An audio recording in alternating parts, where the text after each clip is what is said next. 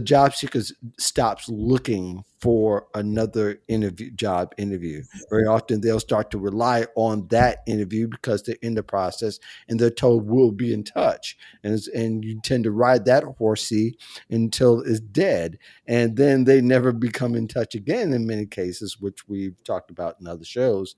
But all in all, is that you don't have to be the lame duck in the interview or during the interview process. You should also be interested in what that person thinks who's in front of you, as well as to look for other people to interview or to have those conversations with, not just the one employer because you can't afford it.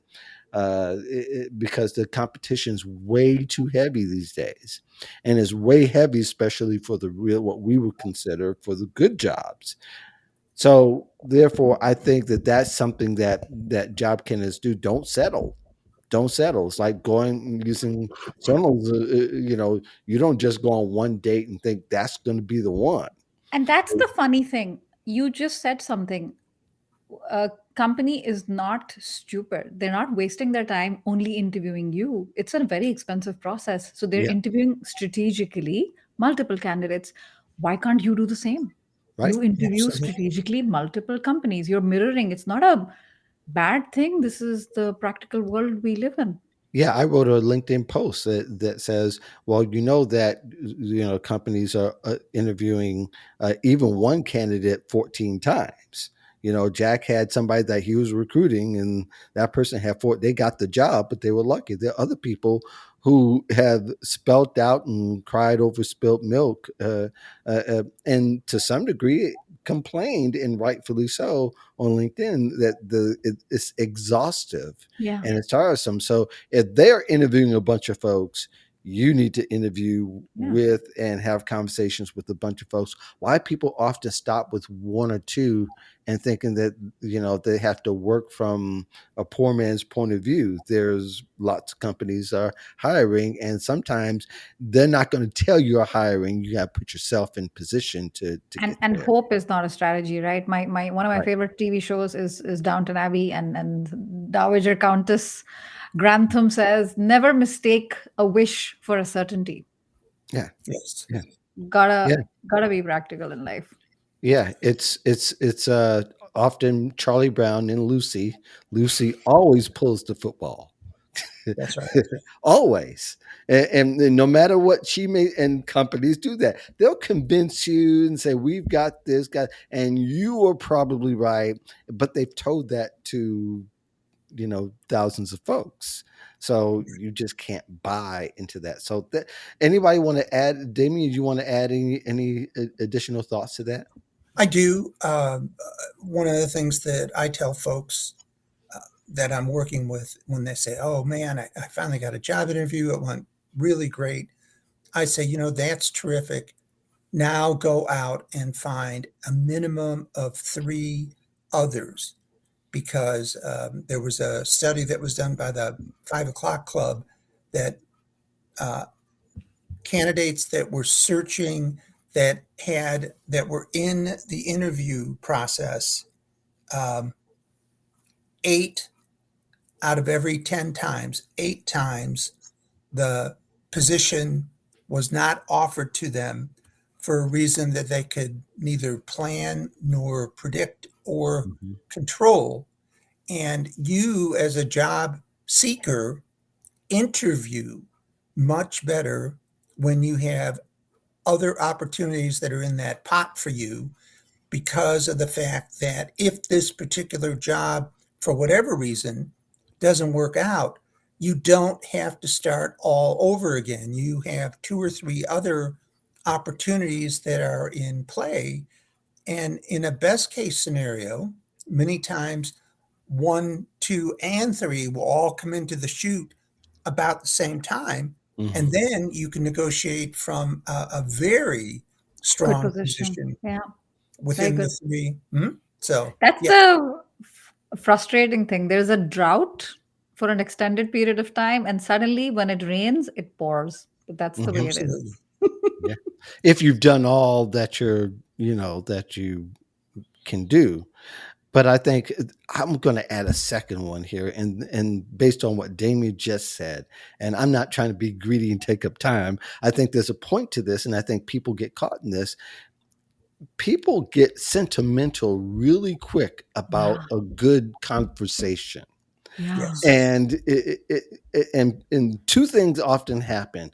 People don't leave companies faster because they get sentimental about who they work with, and but yet if they really took themselves out of the conversation, the company didn't care about you as much as they do about themselves. But Amen. also the fact that you have a few good conversations doesn't mean that they really like you. They like you to a certain point. They may kiss you on the cheek, but they're not willing to hold your hand, if that makes any I'm sense. so glad you said that, Mark, because this is where the dating analogy comes to an end. Because the emotional side, we're not getting married. Right. You're with companies, they're like, no, but they really like me, and it's gonna work out. So I'm gonna Right. say no to the others. They'll drop you. I mean, my dad's favorite advice: there's many a slip between the cup Hmm. and the lip. He's been saying that to me forever, especially when I was dating this guy who now is my husband. I was acting like as if the deed is done, and he was like, "Hold on, hold on." So that stayed with me. So it can change like the last kilometer, the last mile. You don't know, somebody weird comes in, or they pull the offer, or budget is done. Then what? Right. You're Yeah. stuck. You're Yeah. you're something. Yeah. You're stuck. And Yeah. Tegan says 14 interviews is obnoxious. I'm not kidding. I'm not kidding. And I've talked to some that have had as many as 10. I've talked to a few that, there's a what do you do? And I'm good. And part of it, one of the question comes from that conversation from a couple of weeks ago, but we'll save that for last. But yeah, I think that people have to really stop holding on to something that isn't there yet. And you're right, the dating analogy kind of stops because you're not going to ever get married, even if you like them a lot. Even if you like them so much, you want to you don't become sentimental with the No, company, because it never ends well at all. It just no. doesn't.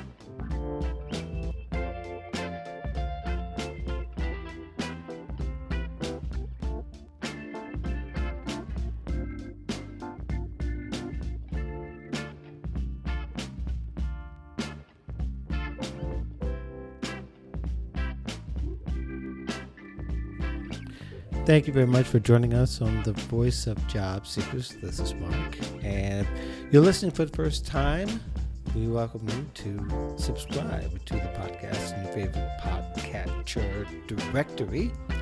And if you're back with us, welcome back. We do thank you. And if you want to know more about me and the podcast and the blog and all that I do, you can go to thevoiceofjobseekers.com. There is a place where you can leave comments on the right-hand side, speaker pipe button. You can leave a voice message there. You can also call me at 708-365-9822, where you can also text as well. And you can also email me at mark@thevoiceofjobseekers.com.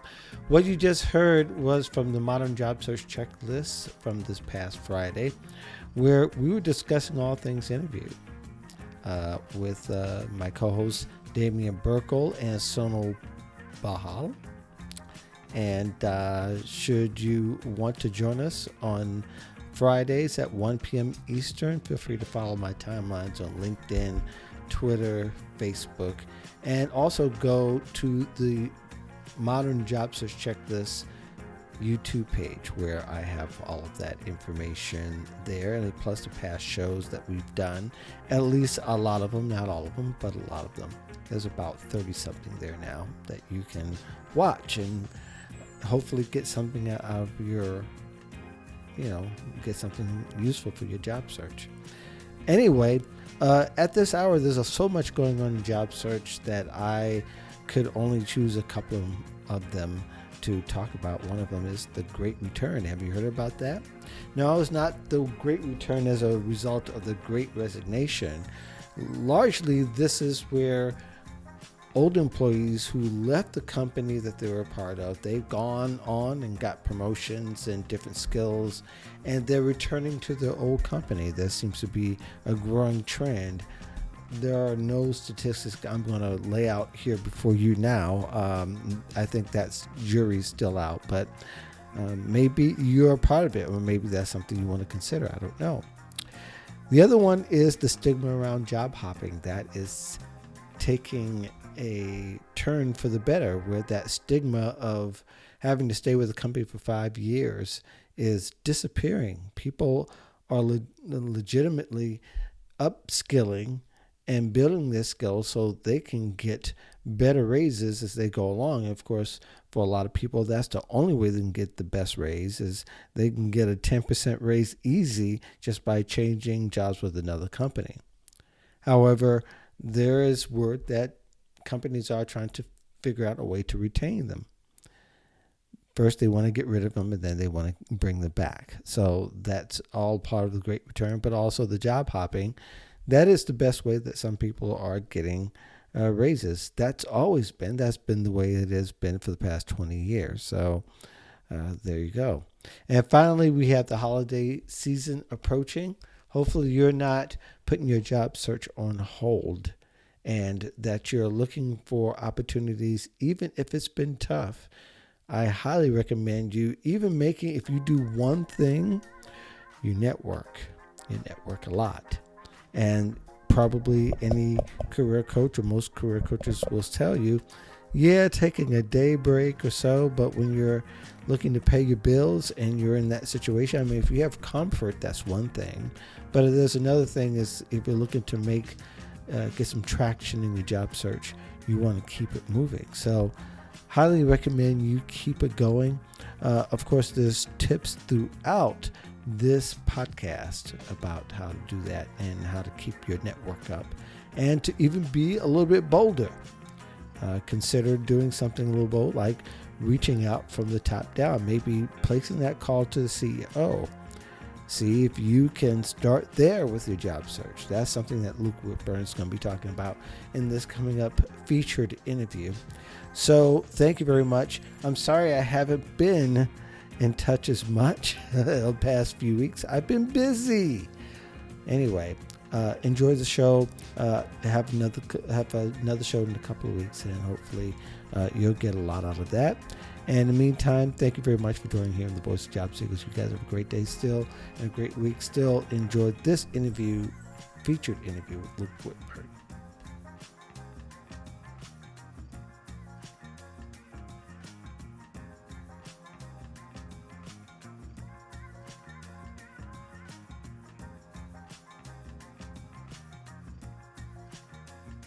Luke Whitburn, and this is the guy that looks maybe a little bit like Brian Urlacher back in his playing days.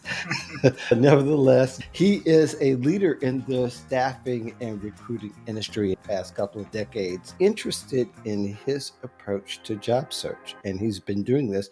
I've known him about 6-7 years now, I believe, right, Luke? And we've talked on the phone. So it's kind of like we're connected in several different ways. So it's great to see you, Luke. How are you? I'm great. Thanks for having me today.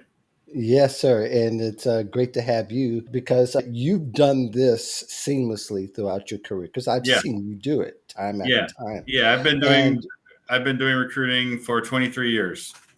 Yes, sir. And you've been always in the leadership positions, and the way you go about job search is the way that many people should go, regardless of their position, and not being intimidated by other leaders. I mean, we're all putting one foot through our pants legs at a time. I mean, that's what it really comes down to in this crazy world we're in. And so, I take kind of a little bit more aggressive approach, and that's to start at the very top and get those referrals all the way down to the hiring manager. Recently, I've pivoted to a new firm, and I spoke with the CEO.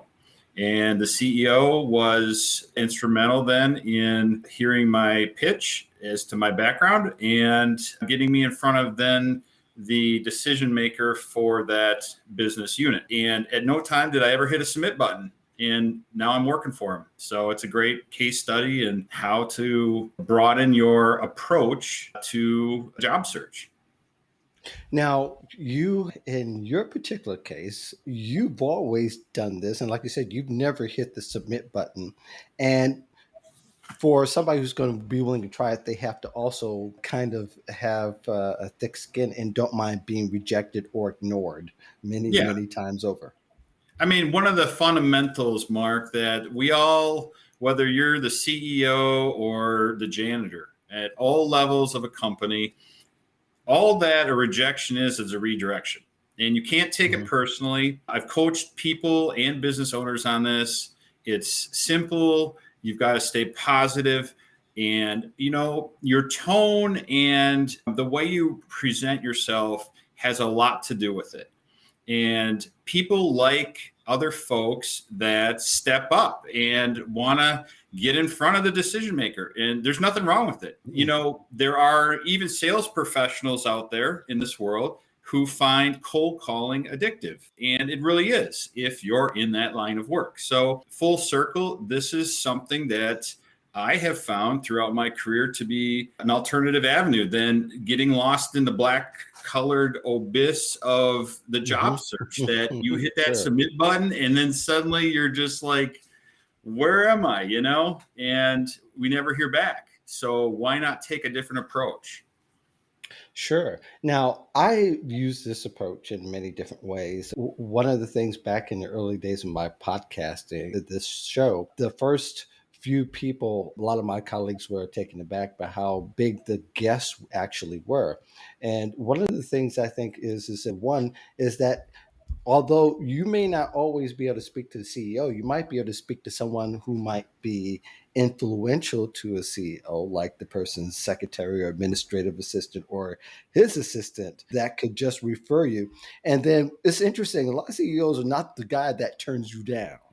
That's the one thing I think that's part of the science of this, is that he's likely the one that would just refer down, but he's not going to be the one to turn you down. No, you may be applying for a job that has nothing to do with ever reporting to the CEO and or ever talking to the CEO. So I think at the end of the day, as I kind of reiterate, it's about stepping up in an approach that's proactive, forward-leaning. This mindset of clicking apply and just waiting, you're gonna get so frustrated. So this is a suggestion for the masses out there that might want to try something new. And you're right, Mark. It could be you're talking with the HR manager, or you could be talking to the chief of staff who reports to the CEO. So these other business unit leaders can be influential in helping get some time with them on the phone to share your story.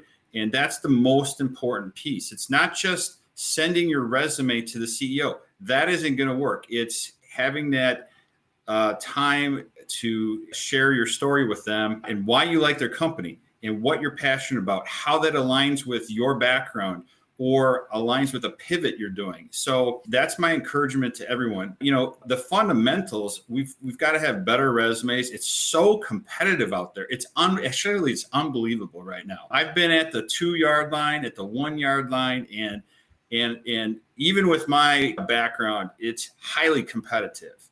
I probably spend, I would say, 60 days looking at opportunities, and I had, I think, 15 interviews, maybe 4 per company, but it's remarkable. So it's out there. You've got to be creative, do your homework, look at the Glassdoor ratings, get a second set of eyes on your resume. It's always, no matter what level you're at, have someone else look at your resume as well. It's so imperative, and it should read to what you're applying for. So, you know, those are kind of my thoughts. I really believe when we're talking about one of the things that I think you do too, and I don't think you glossed over it in a lot of ways, is that you've kind of been able to read the temperature in the rooms that you're applying to. how do you get some insight into what's going on the inside for you to be most effective on the outside?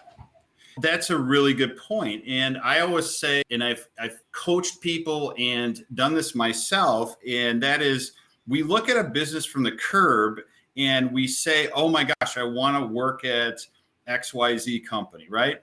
But we really don't know that it's toxic or it's awesome or there's infighting or it's got free lunches. I mean, there's a lot of things that you can't figure out until you're in that final stride or you're onboarding.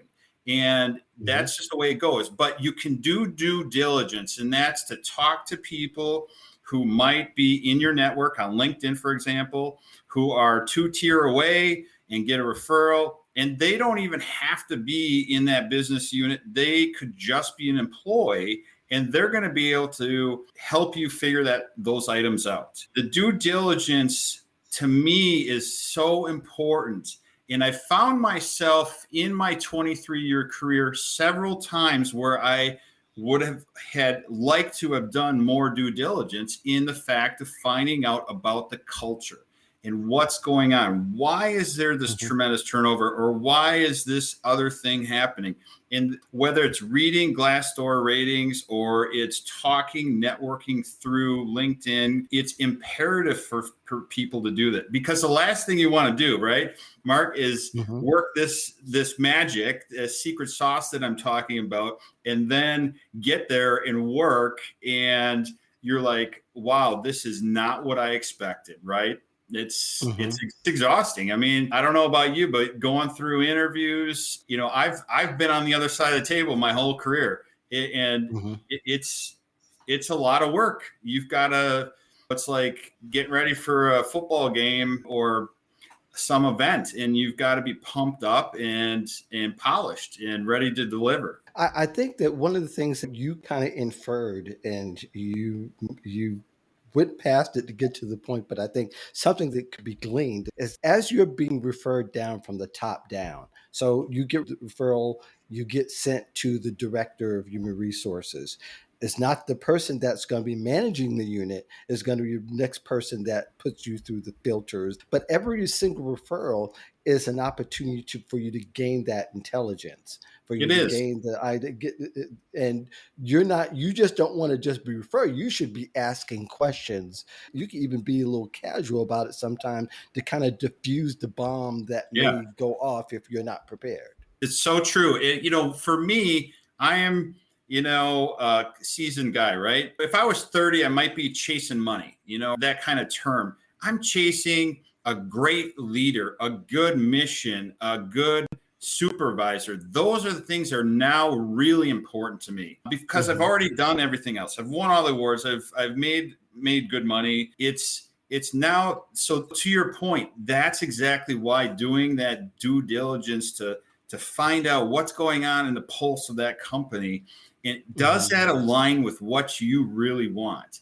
And many times we think, and this happens to us as we grow and learn in our career path, that we think we want something, whether it's managerial responsibilities or more money or stock options or whatever it could be. But the fact of the matter is, maybe we're better as an individual contributor or, something along that lines, where you're really able to spread your wings. And it's a place where then you get to, as they say, you love what you're doing and you don't feel like you're at work, really. So that's another tidbit of wisdom for you there.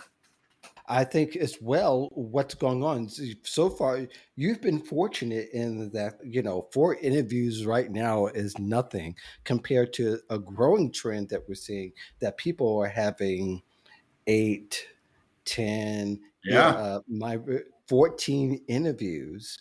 It's exhausting in some sense, but it really isn't another opportunity again to gain a lot of wisdom on the way in, to where it can really jumpstart your onboarding and your success at the company. Let me tell you a quick story from last week. This is great, right? Okay, so we're talking about trying to figure out the inner workings of an organization. And so Mm-hmm. I found this digital transformation company and I applied. And next thing you know, I was interviewing with a guy in a t-shirt in a baseball hat who was a VP. And his hat was backwards. And I thought to myself, I get it. I mean, it's a casual world, but I've never in my 23-year career ever had a first interview with the C-suite person wearing a baseball cap backwards. I don't know. Right.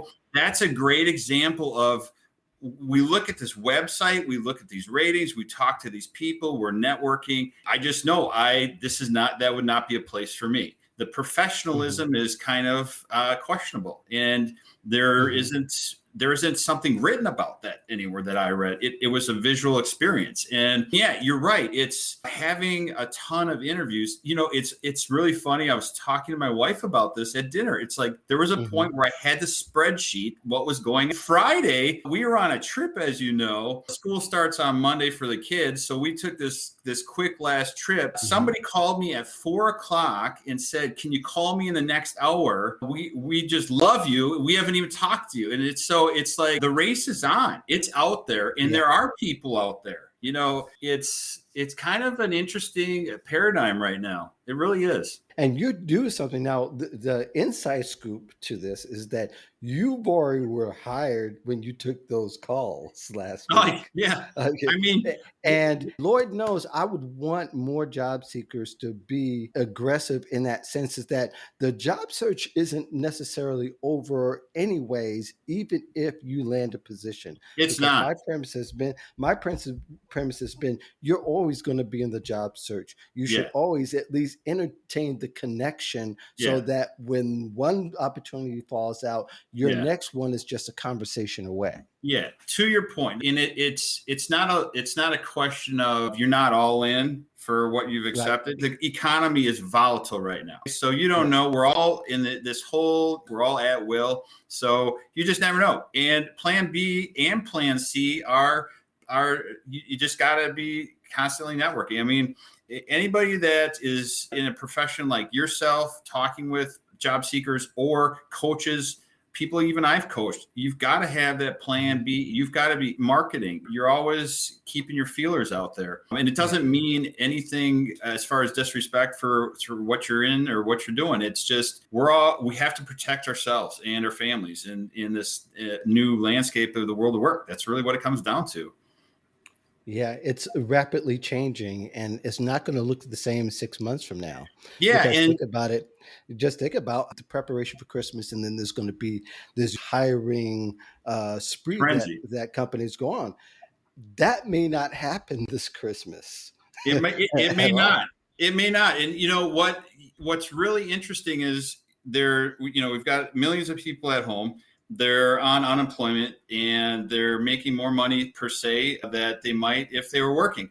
And it's caused a tremendous pain for all of our small businesses. They're closing, where I live around our state, they're closed. There's a couple businesses I know about that have been around 50, 60 years that for the first time this summer, they're not open and they can't find people. So I hope and pray that piece of the economy changes. And, something that I want to share real quick that's on par with this changing world of work is we're accepting jobs where we've never met people before. And that in itself, it's so unique. It's very different. And we've got 100% remote. We've got hybrid. We've got 2 days a week. We've got salary adjustments happening for remote. We've got come back to the office in herds. And now where I'm at, starting tomorrow, we're back on mask mandate in our county, 100%. So it's so fluid right now. It's unbelievable. If you struggle with ambiguity, it's challenging, but you just have to be flexible. And that's what employers are looking for as well. They're looking for you to show that you're flexible through the interview process. Yeah, there might be some resistance on the outset first, but you got to look at the long version of this is that down the line, if things remain the way they are remote, that's going to be your relationship, and you really can't treat it like it's going to be different in person. You can't afford to be indifferent about it if you're away from someone. So we've been conditioned for the human touch, when really the human touch is really you and I are person to person. Yeah. I don't Yeah. expect. So you can expect me, and we would have lunch for it to be a seamless relationship. And I think Yeah. that's what, and you've got to do it in a shorter period of time. We had 6-7 years to work at this, as opposed to people who are going into a working situation may have to go in one time a year. Yeah. You've got to. This whole working a remote deal. Something else I want to share with the folks out there is, if you see an opportunity out there that matches your background and your aspirations, isn't remote, I would still apply for it, because you're a conversation away from a company who needs you, who doesn't know you yet, and who might have that flexibility as they're casting a wider net for talent. So again, if you see something out there, but it doesn't say remote, I'm still telling you or suggesting that you should apply. It's the facts right now. We're definitely going to have another conversation as you get into your new role, and just to get the other side of what you're seeing and how you can help redirect job seekers. Anything that we should know that you've got coming up next as far as your work and the way that you're viewing work and what you're looking forward to when you get in the virtual office, so to speak?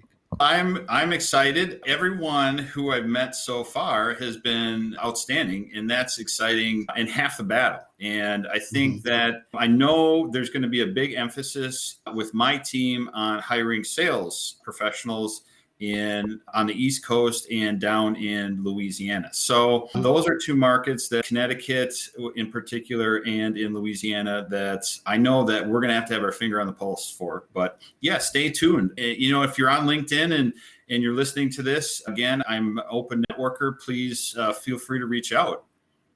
Great. Luke Whitburn, staffing and recruiting. You want to follow him on LinkedIn. Be sure you also connect with him. Write him a note first. Tell him that you saw him on the show here.